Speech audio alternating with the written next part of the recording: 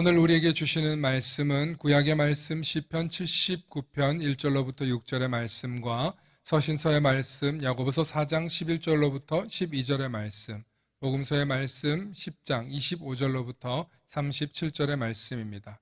구약의 말씀은 제가 선포하고요. 서신서의 말씀 여러분들 목소리로 합독해 주십니다. 그리고 복음서의 말씀은 우리 한 절씩 교독하십니다. 구약의 말씀 제가 봉독해 올립니다. 하나님이여, 이방 나라들이 주의 기업의 땅에 들어와서 주의 성전을 더럽히고 예루살렘이 돌무더기가 되게 하였나이다. 그들이 주의 종들의 시체를 공중의 새에게 밥으로 주의 성도들의 육체를 땅의 짐승에게 주며 그들의 피를 예루살렘 사방에 물같이 흘렸으나 그들을 매장하는 자가 없었나이다. 우리는 우리 이웃에게 비방거리가 되며 우리를 에워싼 자에게 조소와 조롱거리가 되었나이다. 여호와여, 어느 때까지니까 영원히 노하시리이까? 주의 질투가 불붙듯 하시리이까?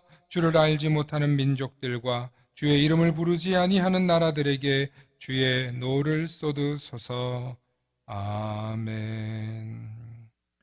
서신서의 말씀 함께 합독해 주시기 바랍니다. 시작. 형제들아, 서로 비방하지 말라. 형제를 비방하는 자나 형제를 판단하는 자는 곧 율법을 비방하고 율법을 판단하는 것이라. 내가 만일 율법을 판단하면 율법의 준행자가 아니요 재판관이로다. 입법자와 재판관은 오직 한 분이시니 능히 구원하기도 하시며 멸하기도 하시느니라. 너는 누구이기에 이웃을 판단하느냐? 아멘. 아멘. 서신서의 복음서의 말씀 한 절씩 교독하십니다. 어떤 율법 교사가 일어나 예수를 시험하여 이르되, 선생님, 내가 무엇을 하여야 영생을 얻으리이까? 예수께서 이르시되 율법에 무엇이라 기록되었으며 내가 어떻게 읽느냐? 대답하여 이르되, 내 마음을 다하며 목숨을 다하며 힘을 다하며 뜻을 다하여 주 너의 하나님을 사랑하고 또한 내 이웃을 내 자신같이 사랑하라 하였나이다. 예수께서 이르시되 내 대답이 옳도다. 이를 행하라. 그러면 살리라 하시니, 그 사람이 자기를 옳게 보이려고 예수께 여짜오되, 그러면 내 이웃이 누구니이까? 예수께서 대답하여 이르시되 어떤 사람이 예루살렘에서 여리고로 내려가다가 강도를 만나매 강도들이 그 옷을 벗기고 때려 거의 죽은 것을 버리고 갔더라. 마치 한 제사장이 그 길로 내려가다가 그를 보고 피하여 지나가고, 또 이와 같이 한 레위인도 그곳에 이르러 그를 보고 피하여 지나가되, 어떤 사마리아 사람은 여행하는 중 거기 이르러 그를 보고 불쌍히 여겨 가까이 가서 기름과 포도주를 그 상처에 붓고 싸매고 자기 짐승에 태워 주막으로 데리고 가서 돌보아 주니라. 그 이튿날 그가 주막 주인에게 데나리온 2를 내어주며 이르되, 이 사람을 돌보아 주라. 비용이 더 들면 내가 돌아올 때에 갚으리라 하였으니, 내 생각에는 이 세 사람 중에 누가 강도 만난 자의 이웃이 되겠느냐? 함께 하십니다. 이르되 자비를 베푼 자니이다. 예수께서 이르시되 가서 너도 이와 같이 하라 하시니라. 아멘. 오늘 말씀의 제목을 함께 선포해 주시기 바랍니다. 누가 나의 진정한 이웃인가? 아멘. 오늘 누가 나의 진정한 이웃인가 라는 제목으로 말씀의 은혜 나눌 때 하나님의 크신 은혜와 위로가 있기를 소망합니다. 축복의 사람 곁에는 축복의 사람이 있고요. 감사하는 사람 곁에는 감사의 사람이 찾아옵니다. 날마다 축복의 사람, 감사의 사람 되시길 축원합니다. 아멘. 오늘 우리가 읽은 특히 복음서의 누가복음 10장의 말씀은 율법학자가 예수님께 나와서 시험하려고 질문을 한 내용입니다. 선생님, 무엇을 하여야 영생을 얻으리까 하고 영생에 관한 질문을 했습니다. 그러자 예수님께서 성경에 뭐라고 쓰였니? 라니까 내 마음을 다하고 뜻을 다하고 힘을 다하여 주 너의 하나님을 사랑하라. 그 다음에 내 이웃을 내 몸과 같이 사랑하라 하고 이 율법학자가 이야기를 합니다. 예수님께서도 이 말씀을 다른 곳에서는 예수님 입으로 하신 말씀이 나오는데 이만큼 성경에는 아주 핵심적인 이야기를 율법학자가 잘 대답했습니다. 그런데 옳게 보이려고 예수님에게 다시 한 가지 더 질문합니다. 뭐라고 질문합니까? 그런데 내 이웃은 누굽니까? 라고 질문합니다.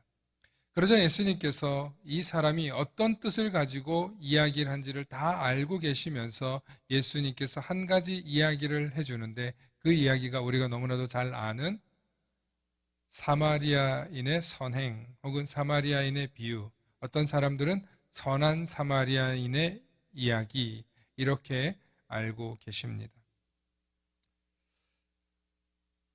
여러분, 너무나도 잘 아는 이 이야기에는 아주 많은 이야기들이 숨어 있습니다. 그리고 이 이야기를 깊이 묵상해 보면 이제까지 내가 몰랐던 숨어 있는 관점들이 이 속에 있습니다. 예수님께서는 강도 만난 한 사람을 이야기하는데 그 사람의 정체가 누군지도 얘기하지 않습니다. 남자인지 여자인지. 그리고 그 사람이 유대인인지 사마리아인인지 귀족인지도 말하지 않았습니다. 당시 풍습으로 비유하건대 이 사람은 남자일 가능성은 높습니다. 그런데 사마리아인이 이 사람을 치료했을 때 포도주를 부어주고 기름을 발라줍니다. 그리고 성경에도 거반 죽게 되었더라 라고 말하고 있습니다. 이 이야기는 정말 이 강도 만난 사람은 누군가 도움을 받지 않으면 죽을 수밖에 없었다는 가정 속에서 예수님이 이야기를 하고 계신 거죠. 그런데 첫 번째 누가 지나갑니까? 제사장이 지나갑니다. 제사장이 이를 보고 못 본 척하고 지나갑니다. 그 다음에 누가 지나갑니까? 레위인이 지나갑니다. 그런데 사마리아인은 그 모습을 보고 어떤 마음이 들었습니까? 성경을 한번 보십시오. 어떤 마음이 들었어요? 불쌍히 여겨. 네. 불쌍한 마음이 들었다는 거예요. 그래서 불쌍한 마음이 들어서 이 사람을 돌보고 어디까지 돌봐 주냐면 짐승에 태워서 주막에까지 가서 이 사람을 치료해 주려고 돈도 주고 심지어 나중에 비용이 부족하면 내가 여행을 갔다 돌아오면 주겠다고 하면서 주막 주인에게 2데나리온을 줍니다. 여러분들 잘 아시는 대로 한 데나리온은 성인 남성이 하루에서 벌어서 벌 품삯을 의미합니다. 적어도 이틀치의 품삯을 주었다는 뜻이고 갔다 온 이후에도 그와 비슷한 비용을 지불하겠다고 하는 걸 보니 분명 선한 이 사마리아인은 틀림없이 부유한 사람이면은 틀림없습니다. 중요한 것은 이 강도 만난 사람을 지나친 제사장과 레위인이 있습니다. 성경을 보면 제사장도 나오고요, 레위인도 나오고요, 또 율법학자도 나오고요, 서기관도 나오고 이 대부분의 사람들이 바리새인들입니다. 당대 가장 많은 힘을 가지고 있었고 예수님 당시에 끊임없이 예수님과 척졌던 사람들인데 오늘 예수님께서는 제일 위에 있는 제사장과 바리새인들을 언급합니다. 그리고 율법학자와 서기관은 언급하지 않습니다. 왜냐하면 질문한 사람이 누굽니까? 질문한 사람이 누구예요? 율법 선생이잖아요. 그죠? 네, 제가 율법 선생, 율법학자 좀 혼동하는데 같은 의미입니다. 그러니까 질문한 당사자하고는 시비에 걸리지 않게 얘기를 하진 않지만 같은 부류의 사람들입니다. 이 사람이 옳게 보이려고 이야기를 한 거예요. 내가 지금 예수님 당신한테까지 와서 이런 질문하지 않습니까? 하고 자기도 꽤 열린 마음이다 이거죠. 그래서 예수님께 나와서 성경이 뭐라고 하느냐? 하나님 사랑하고 이웃 사랑하는 것도 아주 멋지게 성경을 압축해서 잘 해석했습니다. 맞습니다. 그런데 여기서 옳게 보이려고 한 가지 더 질문했다는 거죠. 어떤 질문을 합니까? 누가 내 이웃입니까? 그러자 예수님께서는 이 사람들이 도저히 받아들일 수 없는 사람을 주인공으로 택하십니다. 누굽니까? 누굽니까? 사마리아인을 이 이웃으로 자비를 베푼 사람으로 택하셔서 말씀합니다. 왜 이렇게 하셨을까? 왜 이렇게 하셨을까? 만약에 이 강도 만난 사람이 유대인이었다면, 바리새인이었다면 이 사마리아인의 도움을 받은 것을 굉장히 치욕스럽게 생각했을 것입니다. 왜냐하면 당대의 유대인들은, 특히 바리새인들은 사마리아인을 뭐라고 불렀냐면 이 개, 이렇게 불렀어요. 개 취급했던 사람들이에요. 그러면 이렇게 개 취급했던 사람한테 도움을 받았을 때 기분이 어떨까요? 우리 속담에 이런 말이 있습니다. 물에 빠진 놈 건져줬더니 보따리 내놔라 하는 거예요. 여러분, 물에 빠진 사람 건져줬더니 보따리 내놔라 하는 사람이 왜 있을까요? 실제로 그런 사람이 많았으니까 이런 속담이 있는 거예요. 여러분 잘 생각해 보십시오. 아니 어떻게 물에 빠진 놈을 건져놨더니 보따리 내놓냐라고 얘기하지만 만약에 보따리 내놓으라 하는 사람이 여러분들의 가족이라고 한번 생각해 봅시다. 여러분들 누구 편 들겠습니까? 합리적으로 야 물에 건져줬고 생명 살려줬는데 고맙다고 해야지 라고 말은 하고 싶지만 그래? 왜 보따리를 놓쳤는데? 아니 내가 건지러 가는 중에 그 사람이 나를 끌어당겨가지고 보따리를 놓쳤어. 아 그래? 하고 이 사람이 무슨 말을 하든지 믿게 되죠. 왜? 우리는 가족이니까, 친척이니까, 지인이니까. 이렇게 우리는 어떤 관점에 따라서 어떤 사건을 볼 때 해석이 달라지고 받아들이는 입장이 달라진다는 거예요. 만약에 선한 사마리아인이 이 사마리아인의 도움을 받은 사람이 바리새인이었다면 하나님 왜 나를 이따위 사람에게 도움받게 했냐고 하나도 고마워하지 않을 수 있다는 생각 여러분 해보셨습니까? 이 강도 만난 사람은 완전히 수치를 당해서 지금 칼에 찔렸는지 어떻게 된지 피를 흘리고 다 죽어가게 생겼던 사람임에도 불구하고 여러분들 그 사람의 이야기는 들어보셨습니까? 만약에 살아났더라면 성경에는 다양한 관점의 이야기들이 있어요. 예수님께서 왜 하필 사마리아인이라고 얘기했냐면 강도 만난 사람조차도 그의 자비를 선순하게 받아들일 수 없는 이야기를 예수님 하고 계신 거예요. 네가 아무리 좋은 마음으로 나한테 와서 하나님의 뜻이 어떻고 이웃이 어떻고 라고 얘기하지만 너 지금 이 이야기에서 사마리아인을 받아들일 수 있어? 그래서 너의 진정한 이웃이 누구냐고 물었을 때 그는 이렇게 대답합니다. 사마리아인이라고 말하지 않고 자비를 베푼 자니이다 라고 대답합니다.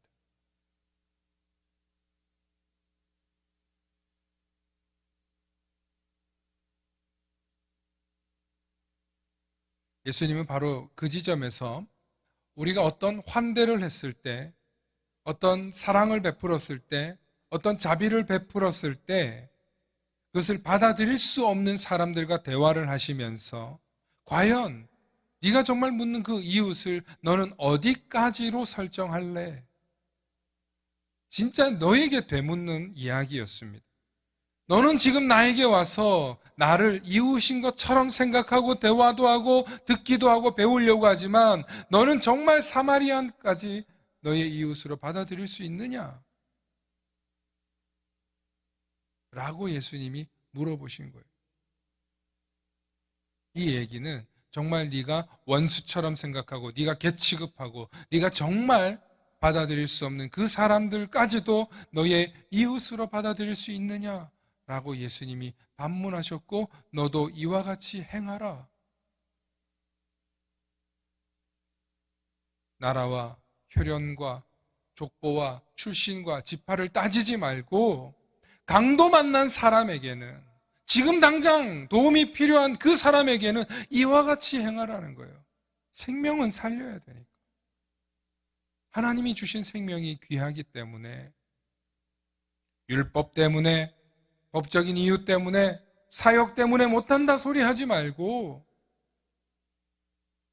정말 죽음을 눈앞에 둔 사람 앞에서는 자비를 베풀라는 거예요. 그렇게 결단하실 수 있는 저와 여러분들 되시길 소망합니다. 여러분, 이게 쉬운 이야기가 아니죠. 이 이야기를 깊이 묵상하면서 저도 스스로 한번 생각해 봤습니다. 나는 정말 환대할 수 없는 사람이 어떤 사람일까? 나는 정말 자비를 베풀 수 없는 사람은 누구일까? 한번 생각해 보니까 저에게도 굉장히 도전이 되는 말씀이었습니다. 그리고 또 반대로 내가 얼마나 환대받은 사람이었는가?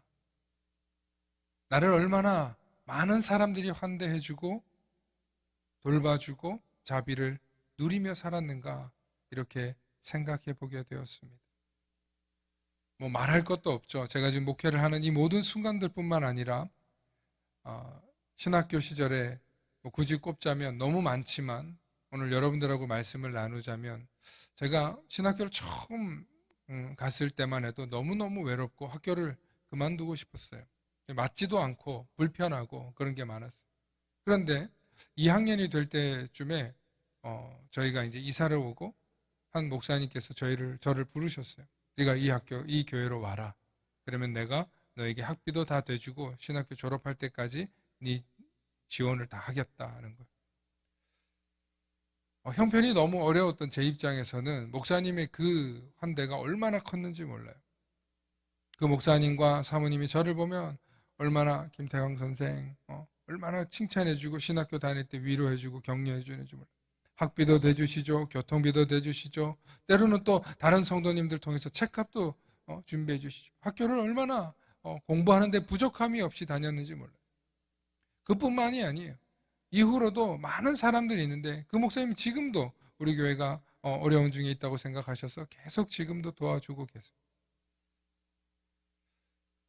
사랑하는 성도 여러분, 그 환대가 있었기 때문에 저는 목회를 멈출 수가 없었고 다시 신학교로 돌아오겠다는 마음을 가질 수 있었어요.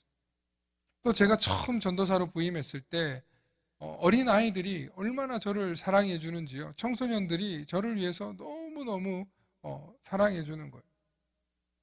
제가 군대를 갔을 때 정말 더운 이 시기에 군대를 갔거든요. 너무너무 더워요. 그런데 아이들이 편지를 써서 보내줘요. 전도사님 힘드시죠? 더운데 힘내세요. 매주 한두 통의 편지가 날라오는데 그 편지를 읽고 또 읽고 땀 흘리고 손에서 눈물 흘리면서 읽으면서 그래, 나는 반드시 제대를 하면 반드시 목회의 길을 갈 거야. 수많은 유혹이 있었습니다. 장교로 갔기 때문에 장기하라고 그리고 앞으로 진급 잘 되게 해주겠다고 제가 또 이렇게 언론도 탔었거든요. 그래서 진급에도 많은 도움이 될 수 있었어요. 그래서 육사 출신인 대대장이 장기하라고 얼마나 꼬셨는지 몰라요. 근데 제가 아닙니다. 저는 목회를 하러 가야 됩니다. 하고 신학교로 다시 돌아오고 그리고 전도사 생활로 또 목회자의 길로 그렇게 걸어갈 수 있었어요. 지금 생각해 보면 그 아이들의 편지가 용기를 주고 응원이 제가 목회자의 삶을 포기해서는 안 되는구나 하는 그런 저에게 힘이 되었다는 거예요. 이후로도 얼마나 많은 사람들이 저에게 환대와 자비와 은혜를 베풀었는지 그 장면을 딱 생각하고 나니까 제가 뭘 깨달은 줄 아세요? 따라해 봅시다. 하나님은 나를 환대해 주시는 이웃이더라. 하나님이 나를 환대해 주시는 이웃이라는 사실을 깨닫고 나니까 모든 사람들이 하나님으로 변장하고 찾아온 저의 이웃이었다는 거예요. 얼마나 많은 사람들이 하나님으로 변장해서 저에게 환대해주는 이웃이었는가를 깨닫고 나니까 내가 사랑하지 못할 사람이 없고 내가 용서하지 못할 사람이 없고 내가 모든 사람에게 환대하는 그 길을 걸어야 되겠다라는 믿음의 결단의 고백이 생기더라는 것입니다. 여러분들은 얼마나 환대를 받아보셨습니까? 여러분들 오늘 이 자리에 있기까지 얼마나 많은 하나님의 환대가 있으셨습니까? 하나님이 여러분들의 이웃이구나 하는 깨달음에 동의하실 수 있는지요? 여러분들께서 정말 하나님은 나의 이웃이야, 나의 친구셔, 하나님은 나의 왕이요, 나의 임금이요가 아니라 하나님이 나를 환대해 주시는 나의 이웃이고 나의 친구라는 사실을 여러분들 아멘으로 고백하실 수 있기를 소망합니다. 사랑하는 성도 여러분, 환대를 받아보면 내게 환대를 베풀어 주시는 이웃들이 있으면 우리는 그 환대 때문에 사랑의 마음으로 살아갈 수 있습니다. 위로를 얻고 용기를 얻고 소망을 얻고 살아갈 수 있습니다. 그런데 하나님의 환대를 모르고 하나님의 이웃이 하나님이 나의 이웃인 줄 모르고 사는 사람들은요, 언제든지 우리의 것을 빼앗으려고 경쟁합니다.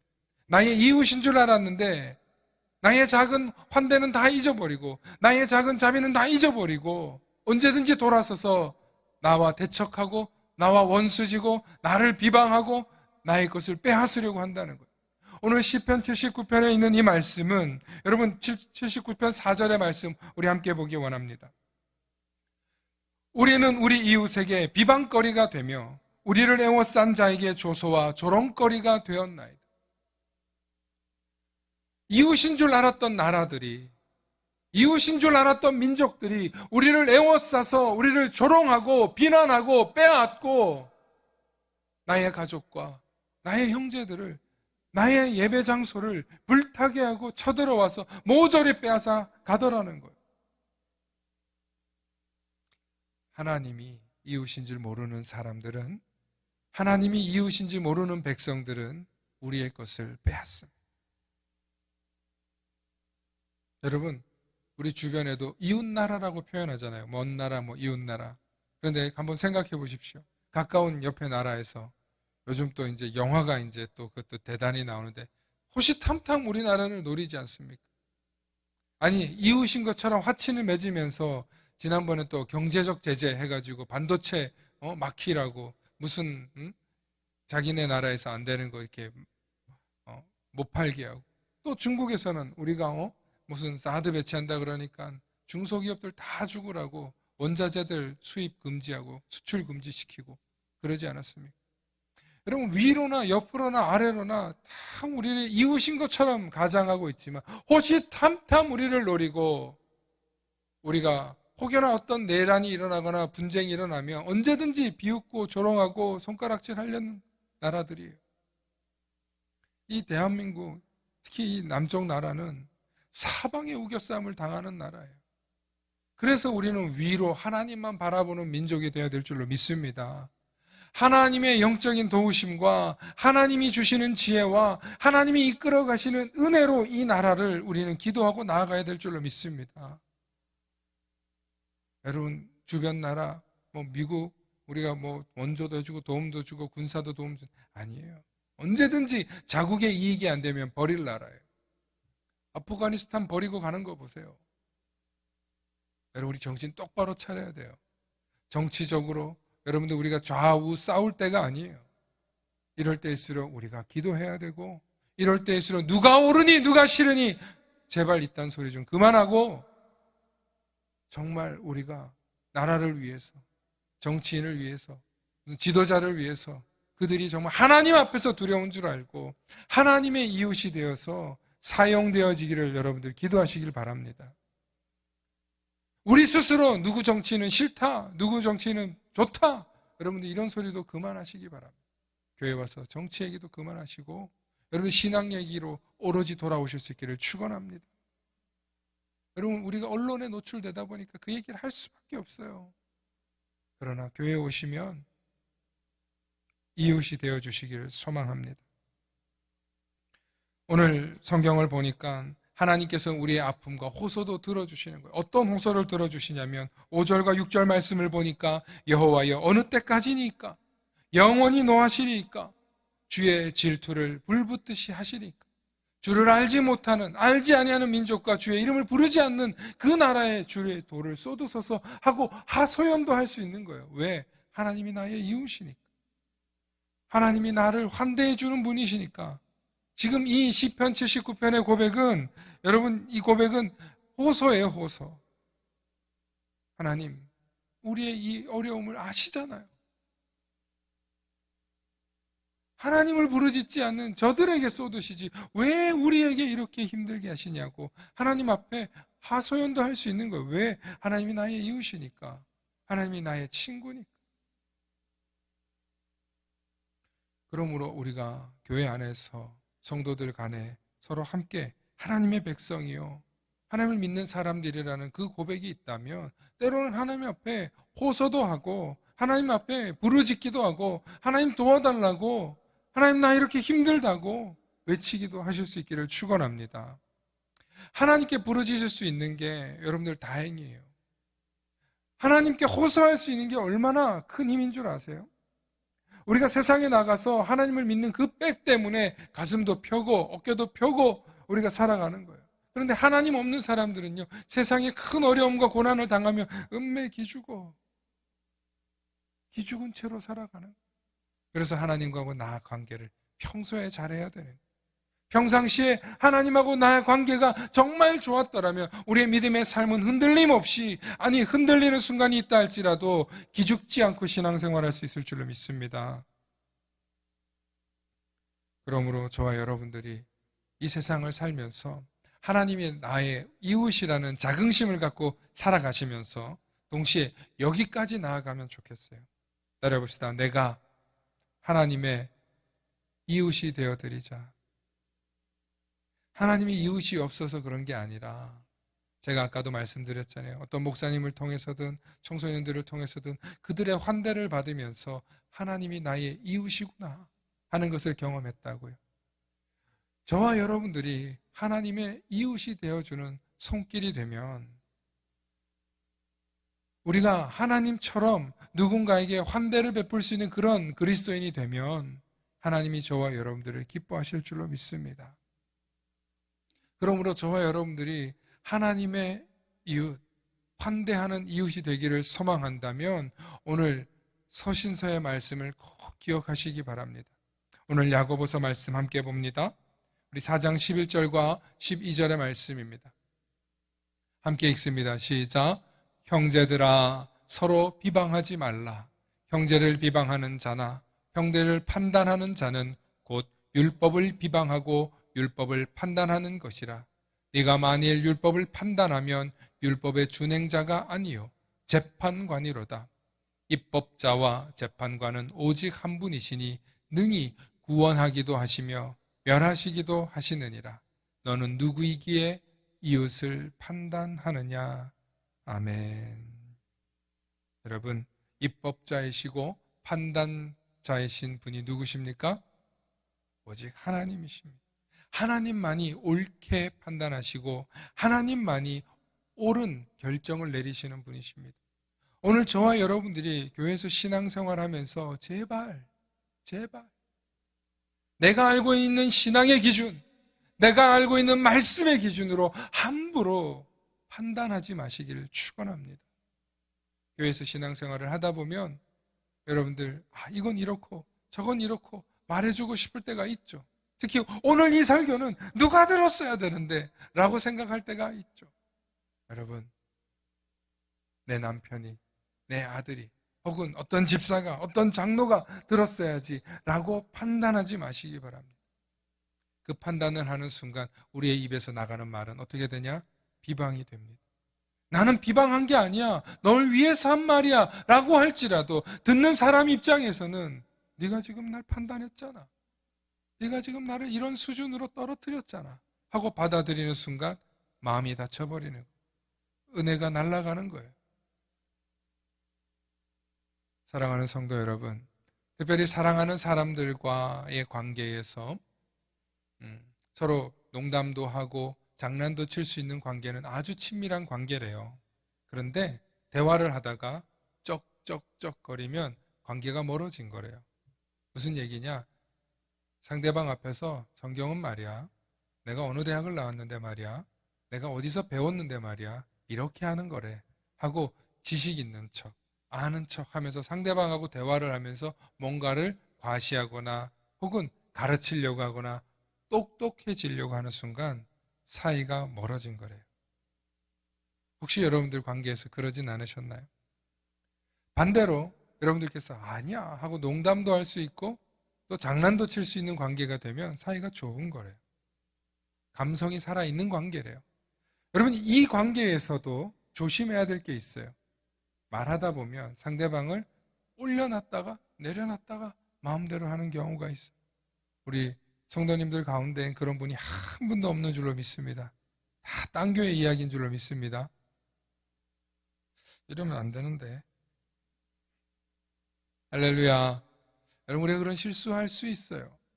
그런 마음 가질 수 있어요. 그런데 우리 함께 밥자리를 하고 함께 이야기를 나누고 차를 마시는 자리에 있을 때 여러분들 편하게 말 나눌 수 있는 것, 여러분 그게 진짜 이웃이고 환대하는 관계가 될 수 있는 거예요. 그런데 내가 뭘 더 많이 안다, 내가 더 많이 가졌다 가르치려고 하고 뭔가 거리를 두고 아는 척한다 그러는 순간 상대방하고 나는 이미 어떻게 된 거라고요? 멀어진 거라는 거예요. 예. 함께 사람이 사는 게 다 거기서 거기죠. 서로 내려놓고 서로의 마음을 내려놓고 한 마음 한 자리에서 어울리실 수 있기를 바랍니다. 우리가 살다 보면 실수도 하죠. 말 실수도 하죠. 내 뜻은 그게 아닌데 하는 순간이 있습니다. 그럴 때요, 여러분들 얼른 내려놓으시기 바랍니다. 자존심 내려놓고 내가 입고 있는 외투 내려놓고 가다마이 내려놓고 미안해, 잘못했어 라고 말할 수 있을 때 감성이 살아있는 사람이에요. 그 사람이 훨씬 더 오래 산다고 합니다. 그 사람이 훨씬 더 건강하게 산다고 합니다. 그 사람이 훨씬 더 평화롭고 평안하고 행복하게 산다고 합니다. 그런데요, 맨날 하면서 맨날 하면 또 안 돼요. 그러면 그 말에 힘이 떨어져요. 때로는 주의도 하시고 조심도 하시고 때로는 정말 내가 정말 안 그러려고 그랬는데 그렇다 싶을 때는 정말 깊이 있는 사과도 여러분들이 할 수 있기를 소망합니다. 그런데 우리가 이것을 알면서도 하지 않잖아요. 그러면 더 큰 상처가 벌어져요. 강도 만난 사람 수준이 아니라 정말 그 인생에 말 때문에 강도 만난 사람이 되어서 그의 영혼이 피폐해지고 아파질 수도 있다는 것을 생각해 보시기 바랍니다. 오늘날 한국교회가 많은 성도들이 있다가 들어왔다가 왜 들어왔다 썰물처럼 나갑니까? 왜 성도들이 모였다가 서로 모이기를 싫어합니까? 다 이 말 때문에, 이 말로 주는 상처 때문에, 서로에 대한 평가와 비방 때문에 그렇게 갈라지고 아파하는 것 아닙니까? 여러분, 하나님은 우리를 사랑하시고 긍휼히 여기시는 하나님이시지만 저와 여러분들이 서로 비방하고 누가 더 잘났네, 누가 더 못났네 하면서 평가하기를 전혀 원하지 않으신다는 거예요. 제가 정말 성도님들에게 꼭 부탁드리고 싶은 건 하나님 눈에서 보면 100층 건물이나 1층 건물이나 그 높이가 다 비슷해 보인다는 거. 여러분, 우리가 젊은 사람들은 알 텐데 구글 지도라는 지도로 이렇게 지구에서 이렇게 위성으로 찍은 사진들이 있어요. 그래서 어떤 지점을 찍으면 다 보여요. 그런데 정말 지구가 작게 보여요. 정말 지구라는 것이 위에서 바라보면 얼마나 작은지 몰라요. 그런데 우리는 거기서 어떤 집에 사냐, 어떤 대학을 나왔냐, 어떤 옷을 입었냐, 뭘 했냐, 그렇게 경쟁을 하고 도토리 키재기를 해요. 하나님 보시기에 얼마나 유치할까. 100명 교회를 하는 목사가 있고 1000명 교회를 하는 목사가 있고 거기서도 경쟁을 해요. 얼마나 하나님 보시기에 유치할까. 오늘 저와 여러분들이 수와 양에 현혹되어서 살아가고 있는데 그 모든 건 내려놓고 정말 하나님 앞에서 깊이 있게 하나님을 만나고 하나님의 사랑을 느끼고 하나님의 환대하는 이웃이 되는 그런 성도들이 되시길 축원합니다. 그래서 우리가 정말 하나님께 예배하는 그 기쁨으로 회복되셔서 또 한 주간도 건강하시고 승리하시는 저와 여러분들 되시길 소망합니다. 함께 기도하시겠습니다. 좋으신 아버지 하나님 참 감사합니다. 하나님, 우리는 참 연약하고 또 연약합니다. 그럼에도 불구하고 그 속에서 우리는 서로 누가 높냐 누가 낮냐 경쟁하고 비교하려고 합니다. 하나님, 연약한 우리를 불쌍히 여겨주시고 온전히 하나님을 바라보며 하나님 안에서 하나님의 이웃이 되어주는, 하나님이 나의 이웃임을 고백하며 살아가는 우리들이 되게 하셔서 일주일의 삶 속에 또 우리 일상 속에서 늘 하나님의 이웃이 되어 환대하고 또 강도 만난 자들을 위로하며 돌보며 사랑하는 우리들이 되게 하여 주시옵소서. 평가하지 않게 하시고 비방하지 않게 하시고 우리 입술로 서로 위로하고 긍휼히 여기며 권면하며 사랑하는 우리 모든 성도들 되도록 주님 은혜 베풀어 주시옵소서. 감사드리며 우리 주 예수 그리스도의 이름 받들어 간절히 기도 올리옵나이다. 아멘.